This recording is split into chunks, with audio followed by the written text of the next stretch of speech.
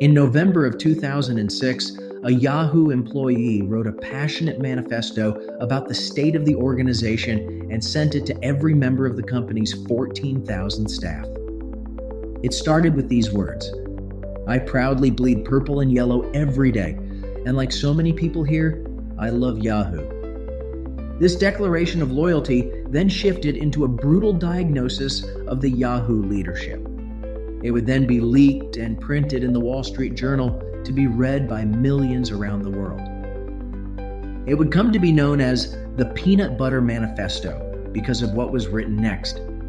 Our strategy has been described as spreading peanut butter across a myriad of opportunities, and the result is a thin layer of investment spread across everything we do, and thus we focus on nothing in particular. The author of the manifesto finished with these words: "I hate peanut butter. We all should." These weren't angry ramblings of a disgruntled employee. It was a desperate plea for change from Yahoo's Brad Garlinghouse. And his manifesto was diagnosing the paralyzing fear of strategic commitment. And this inability to focus would become Yahoo's biggest enemy and ultimately destroy one of the internet's original pioneers. Hey everyone, I'm Terrace Weiner, and welcome to another episode of A Case Study in Corporate Fear, where I do the forensics to better understand how and why fear transforms brave leaders of thriving companies into spineless failures of corporate catastrophes, all so you never do. And while most know the names of failures like Blockbuster, Sony, and BlackBerry, what most don't know is that the true mastermind behind their collapse was fear. Today's case study analyzes Yahoo, a company that at its peak was valued at $125 billion before surrendering its dominance to Google, Facebook, and others who weren't afraid to commit to a strategy and stick with it. But before we unpack the fall, let's open a new browser window and Google when Yahoo was the most traveled gateway to the internet. Trust me, the search results are wild. It all started in 1994 when two Stanford PhD students, Jerry Yang and David Filo, had an idea for a new way to organize the internet. They originally called it Jerry and David's Guide to the World Wide Web. It was a simple directory of websites organized by category.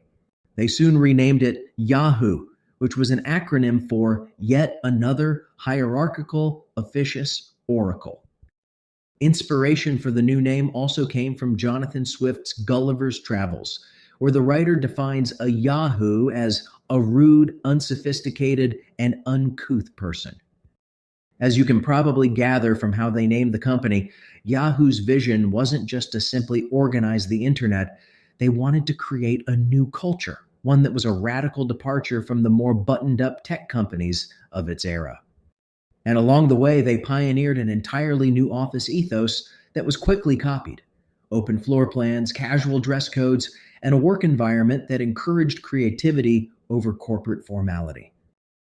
People loved their approach to what they were building and how they built it, and by 1998, Yahoo had become the unrivaled king of the internet.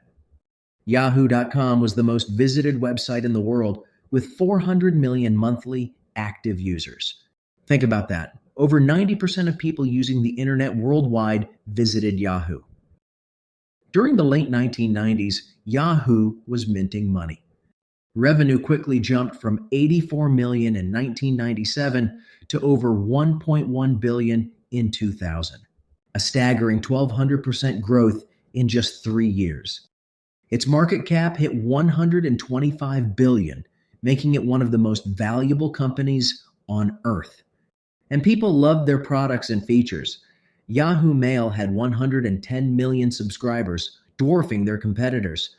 Yahoo News attracted 39 million monthly visitors, making it the most read news source in America. And Yahoo Finance became the definitive destination for stock quotes and market information with 20 million monthly users. And who could forget the iconic Yahoo Yodel? That distinctive 3-note audio signature became one of the most recognizable brand elements in internet history. Yahoo! Created by San Francisco advertising agency Black Rocket, The yodel was performed by professional yodeler Wiley Gustafson. It was the centerpiece of the company's Do You Yahoo campaign, and its $10 million advertising budget transformed Yahoo from a tech brand to a cultural phenomenon. Karen Edwards, former Yahoo VP of brand marketing, described it this way: "Our marketing strategy was to position Yahoo as an internet revolution. And we wanted everyone from college students to grandmothers to feel that Yahoo was their gateway to this exciting new digital world." The campaign was a massive success. Brand recognition jumped to 87% in just 12 months. And the distinctive purple logo and exclamation point became synonymous with the internet itself. Jeff Mallett, former Yahoo COO, explained their approach, saying, "While other tech companies were talking speeds and feeds, we wanted to show people how the internet would change their lives, with Yahoo as their trusted guide." The company became a magnet for top talent, routinely poaching executives from traditional media giants and tech competitors. Their Mountain View headquarters buzzed with energy as engineers and product managers raced to build the next killer feature. And they were also the dominant player in display advertising, capturing 60% of the digital advertising spend. Yahoo didn't just have a front row seat to the internet revolution, they were driving it. They had built a portfolio that would make any internet company envious, with email, news, finance, gaming, along with search, classifieds, auctions, as well as personals, photos, groups, and shopping. I mean, you name it, Yahoo had it. But this incredible strength was masking a crippling weakness. Yahoo was unable to strategically focus. John Doerr, legendary venture capitalist who observed Yahoo's rise and fall, said, "Yahoo was a company that never met a product extension it didn't like. They were constantly launching new products and features, but there was no coherent vision binding them together." And this manifested in an identity crisis that plagued the company throughout its existence. Was Yahoo a technology company, a media company, a search company, a social platform? The answer kept changing based on leadership whims and market trends. Former Yahoo executive Jeff Weiner, who later became LinkedIn's CEO, reflected on his time at the company, saying, "We never fully committed to being either a product company or a media company. We wanted to be both, which meant we were neither." And while many would often speak about Yahoo's inability to focus strategically, it wasn't explicitly identified until the infamous Peanut Butter Manifesto, where Garlinghouse spelled it out in black and white when he wrote, "We fundamentally lack a focused and cohesive vision. We want to do everything and be everything to everyone." But Garlinghouse didn't just diagnose the problem, he went further and prescribed a bold solution. He called for a 15 to 20% reduction in headcount and asked for clarity of ownership and accountability. And he called for a radical reorganization that would eliminate redundancies and bring focus to the company's strategy. Garlinghouse's document revealed that Yahoo had over 380 different products, but no clear priorities, and that resources were allocated democratically rather than strategically, with each business unit getting enough to survive, but not enough to dominate. Instead of focusing and picking winners, Yahoo was letting many mediocre flowers bloom. Garlinghouse's manifesto had identified the core problem, and now everyone at Yahoo waited to see how the leadership would respond. But they never really did. A Yahoo exec explained the lack of response this way: "Basically, everyone agreed with what Garlinghouse wrote, but they couldn't agree on what to do. And a manifesto shining a light on a problem of a company that can't decide is merely a light shining on a problem." The truth was that Yahoo's inability to decide was an issue that had been going on for years.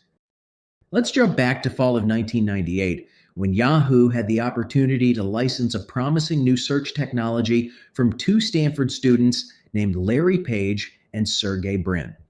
The price was a mere $1 million. The company name? Google. That's right, Yahoo passed on Google. The reason was leadership couldn't decide if search was strategically important. Then in 2002, Yahoo was given another chance to acquire the company. But Google had begun gaining traction, and the price had gone up. Now they would have to pay $5 billion for Google. But again, Yahoo declined. And it wasn't due to the price. Yahoo's reason this time was that they were afraid of cannibalizing its directory business. Now, many of you may not remember, but the World Wide Web in its infancy was organized very differently. Before search and the elegant search window of Google, providers like Yahoo spent a lot of time meticulously and manually categorizing the web. Their goal was to pack their homepage with the most popular categories, and Yahoo had invested enormous resources in cataloging the web's content. And Google's automated search engine was a direct threat to that model. Here's how a former Yahoo executive described it. We had thousands of people maintaining the Yahoo directory, and there was genuine concern that shifting to algorithmic search would render all that work obsolete. Another issue was Yahoo's business model relied on keeping users within the Yahoo ecosystem as long as they could, viewing as many pages and ads as possible. Search engines, by design, send users away to other sites. A former Yahoo search engineer admitted, "Our incentives were completely misaligned with creating a great search experience. Every time a user quickly found what they wanted and left Yahoo, it was bad for our bottom line." These conflicting philosophies were perfectly embodied in how the two companies approached designing their homepage. Yahoo's homepage was the epitome of what has been described as digital maximalism, a dense, cluttered portal crowded with dozens of features, links, news headlines, weather updates, stock tickers, email shortcuts, category directories, and promotional banners, all competing for user attention on a single page. Google, meanwhile, launched with radical minimalism, a nearly blank white page with just a logo, search box, and 2 buttons. It was an enormous departure from how every other company was presenting the internet. Google's Digital Zen approach eliminated almost all distractions and focused entirely on getting users to what they wanted as quickly as possible. One platform was designed to keep you, while the other was designed to send you on your way. Yahoo's homepage was like a crowded bazaar, and Google's was like a teleportation device. And it turned out users preferred teleportation to shopping in bazaars. By 2004, Google had surpassed Yahoo in search market share. And by 2008, Google commanded 63% of searches compared to Yahoo's 19%. And the gap only widened. The financial implications were staggering. Between 2002 and 2008, Google's revenue grew from $400 million to over $21 billion, a 5,350% increase. The company Yahoo could have purchased for $5 billion was worth over $150 billion 6 years later. Garlinghouse would point to this moment as a perfect example of the peanut butter approach. Instead of focusing resources on building a world-class search product, Yahoo had spread itself thin across dozens of properties, none of which could compete with focused innovators like Google. And while Yahoo was trying to keep from losing more ground to Google's search engine, leadership got distracted, this time by a potential acquisition. In 2006, the same year Garlinghouse penned his manifesto, a growing but still college-focused social network called Facebook caught Yahoo's attention, and they had to have it. The offer was a staggering $1 billion, approximately double what Facebook's most recent funding round had valued the company at. The size of the offer put Facebook's Mark Zuckerberg under a lot of pressure from his board to accept. But then, after Yahoo announced a dismal earnings report, they now decided to be fiscally responsible and lowered their offer to $850 million. This reduced offer was quickly rejected by Facebook's board during a meeting that reportedly lasted only 10 minutes. An early Facebook employee described the quick rejection of the new offer this way. It actually wasn't about the money. The truth was, Zuckerberg didn't believe Yahoo understood what Facebook could become or even cared about the vision. They were merely on a shopping spree for the next cool thing. Yahoo's lack of vision and focus was the defining factor in rejecting the offer. And that lack of vision prevented them from seeing what Facebook would soon be worth. By 2010, Facebook had surpassed Yahoo in time spent online. And in 2012, at Facebook's IPO, they were valued at $104 billion, more than 100 times what Yahoo had offered.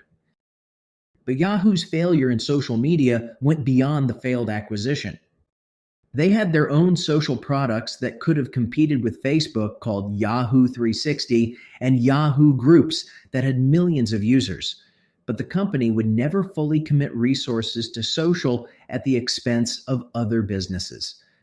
A former Yahoo product lead said this: "We were early to social and we had millions of users, but we didn't go all in.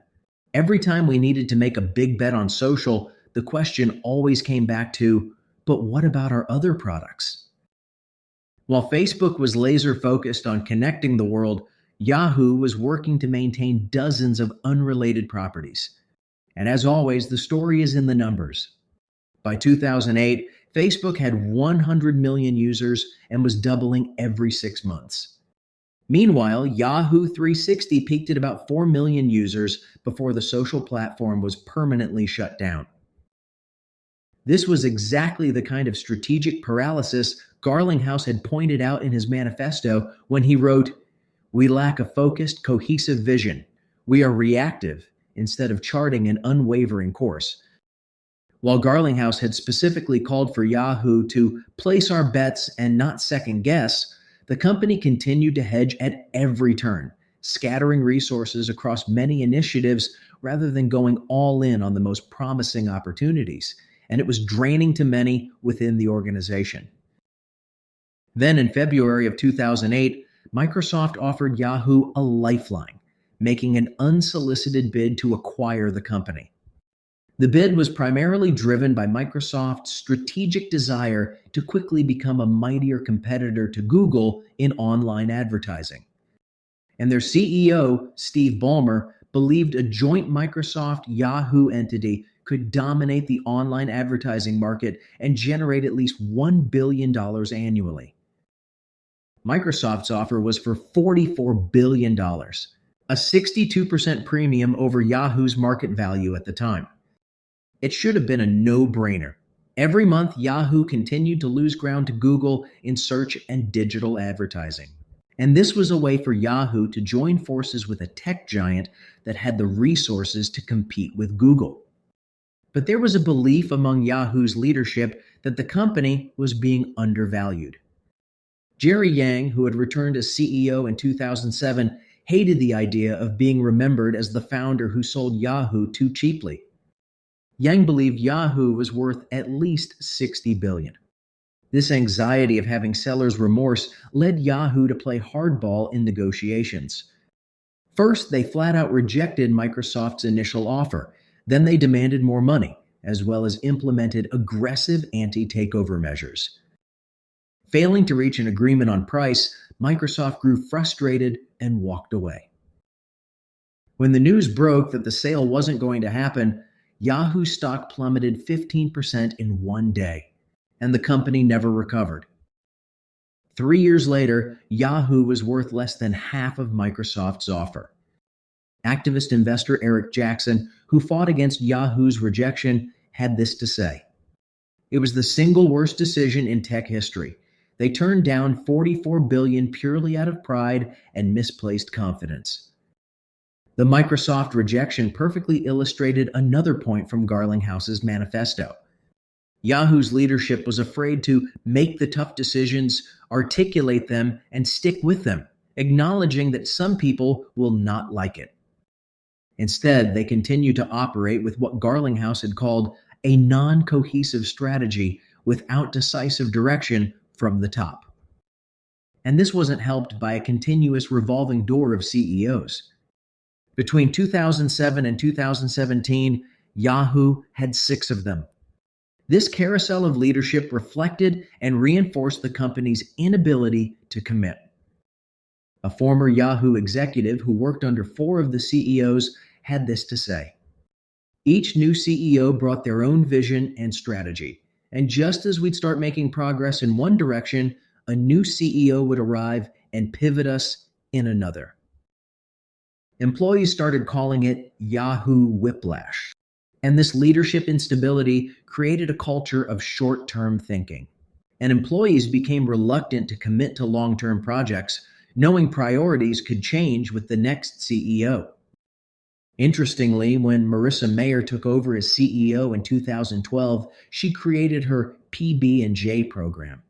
It was a nod to the Peanut Butter Manifesto and was meant to finally address the very issues Garlinghouse had identified years earlier.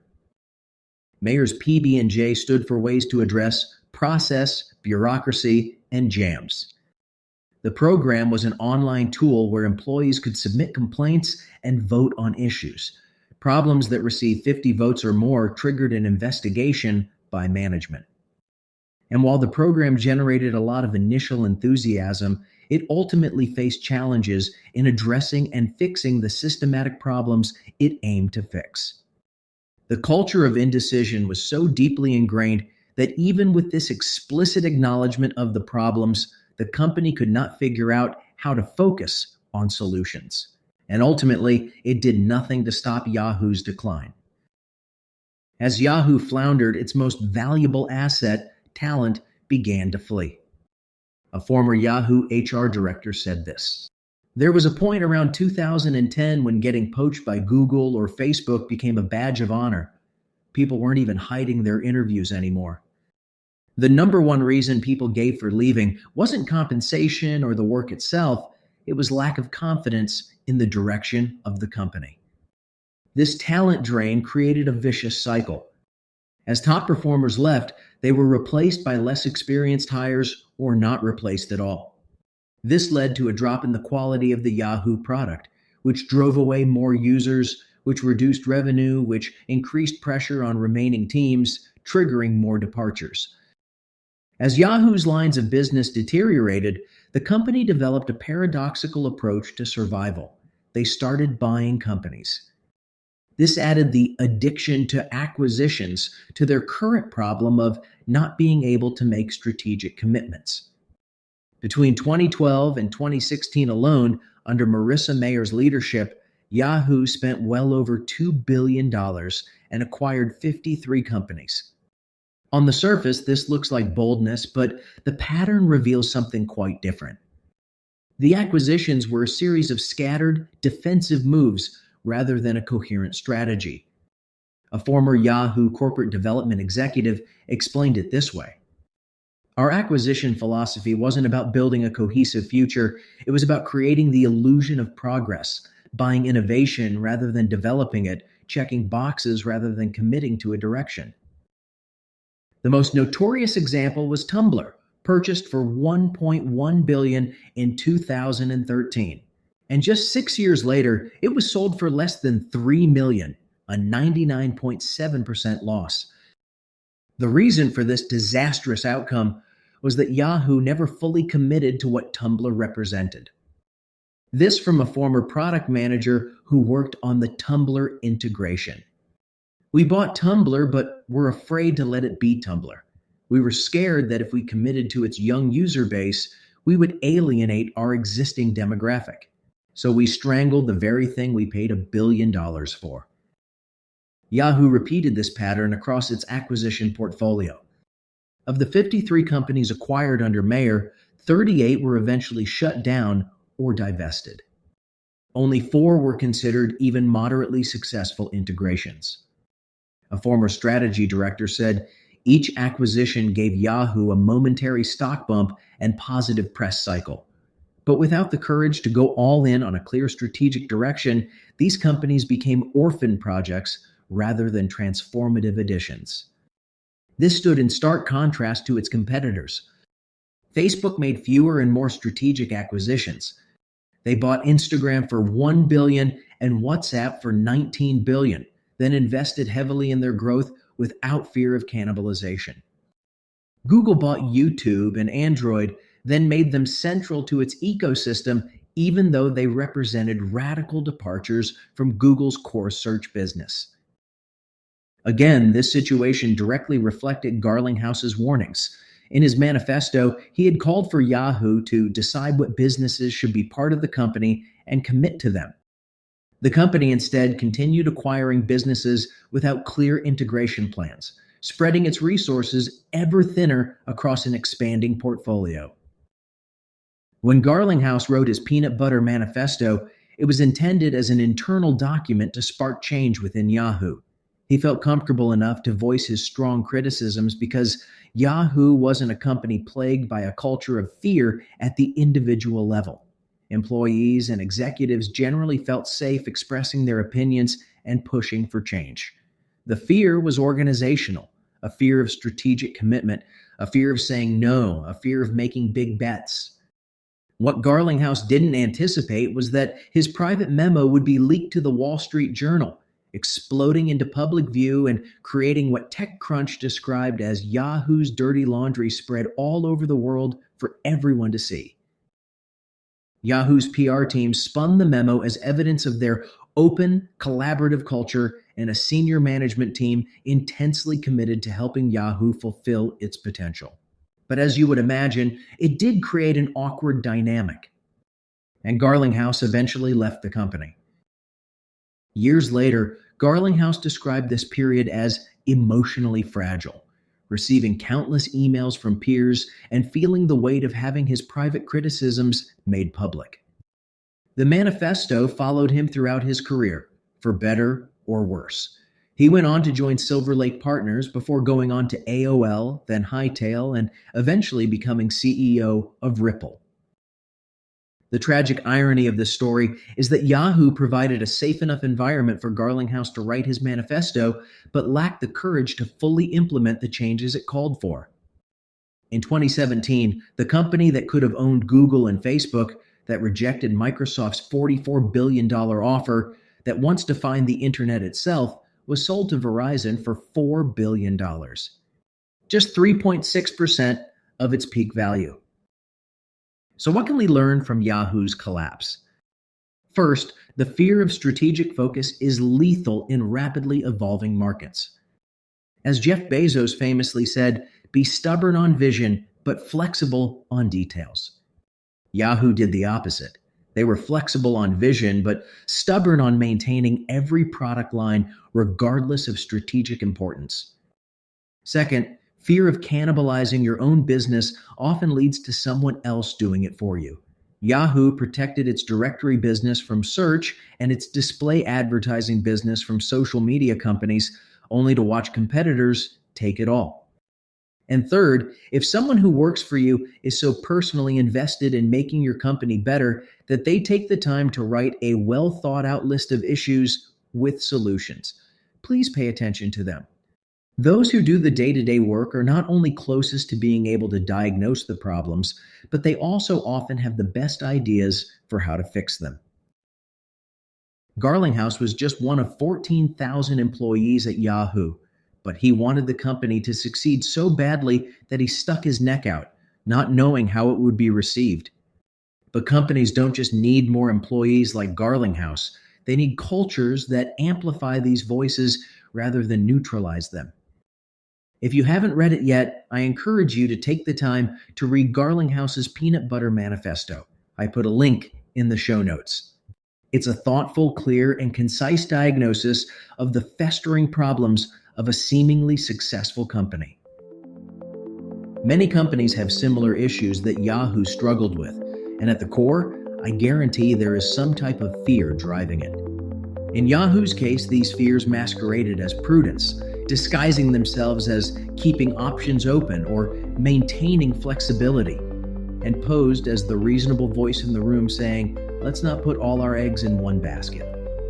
That's why it's crucial to always be on the lookout for fearful behavior disguised as strategic wisdom, to recognize when diversification actually means indecision, to see when exploring multiple avenues really means avoiding commitment. By understanding how insidious fear can be, how it operates not just through panic, but also through paralysis, you'll be armed with everything you need so you can see when fear is coming for you before it's too late. Thank you for joining me for this episode of A Case Study in Corporate Fear. If you enjoyed today's exploration of how fear took down one of the internet's greatest pioneers, please subscribe and leave us a review. I'd also love to hear your thoughts on how fear might be affecting your organization, as well as what company you would like to see covered next. For more case studies and to further understand the impact fear can have on your company, visit fear-incorporated.com. You will also find the sources and citations used to fact-check this episode.